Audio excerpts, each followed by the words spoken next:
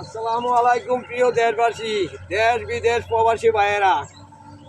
এই আমাদের একটা খৈরা নদী, এই খৈরা নদীতে কৃষকের ধান, পুরো ধান আবাদ করলে অনেক দেশবাসীর বাঁচে প্রাণ খায়ে। আর এই খৈরা নদীতে এখন দেখেন বর্তমানে বেগুদের সাফ করিতেছি, সাফ করিয়া সেই খৈরা নদী ফলন ধান লাগানোর চেষ্টা করিতেছি।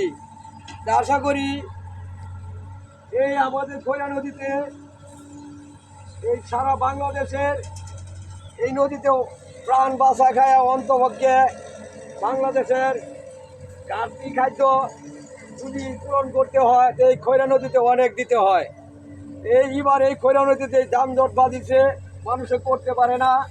চেষ্টার পরে ব্যর্থতার পরে আশা ছিল, বর্তমানে আল্লাহর কাছে আশীর্বাদ করিয়া গাঙ্গে একটা খৈরা নদীতে একটা বেকু নামাইছে সাফ করতেছি।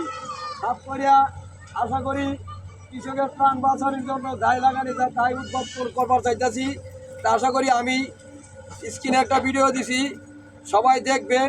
প্রাণ প্রিয় ভালোবাসা ফেসবুকের ইউটিউবের বন্ধুরা সবার কাছে আমার অনুরোধ রইল, সবাই ভিডিওটা আমার দেখবেন, ভালো ভালো কমেন্ট করবেন, ভালো ভালো লাইক ফলোয়ার কমেন্ট করে আমাকে জানাবেন, আমার পাশে থাকবেন, আমার পাশে সহযোগিতা করবেন, যাতে আমি এই গাংটা পরিষ্কার করে কৃষকদের সুবিধা মতনে আমি লাগাইবা দিতে পারি।